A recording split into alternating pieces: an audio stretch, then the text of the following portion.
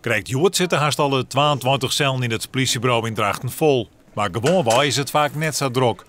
Door het sluiten nog de arrestanten net meer bewaakt te worden en dat scheelt geld. Burgemeester Tjeerd van Bekker had er zijn twijfels bij. Eigenlijk om twee belangrijke redenen.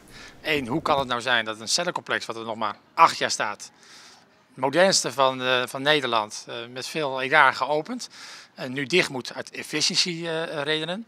Dat is mij nog niet duidelijk gemaakt. En het tweede is, ik ben natuurlijk heel erg benieuwd of dit gevolgen gaat hebben voor mijn politieteam hier. Want geen cellencomplex betekent grotere afstanden om arrestanten weg te brengen. Dat vraagt capaciteit. Dat is niet alleen mijn zorg, maar dat is ook de zorg van de burgemeesters van de gemeentes om mij heen. Want deze cellen worden ook door hun gebruikt. Maar dat het complex nij is, maakt het de politie niet uit. Ze mag uit door de bezuinigings nog 1 arrestantenopvang in Friesland ha. En dan is geld nevens de politie de beste optie. Nou, er is gekozen om uiteindelijk de meeste arrestanten toch uit de omgeving van de stad Leeuwarden komen. En natuurlijk wijd om Leeuwarden heen natuurlijk ook het platteland, ook Drachten, ook Heerenveen. Maar uiteindelijk is het vanwege toch de bedrijfsvoering van onze arrestantenbewakers, is het gewoon noodzakelijk om op 1 complex uiteindelijk de arrestanten op te vangen. De politie zult taken meer met de burgemeester om tafel om het besluit via de tafel te leggen.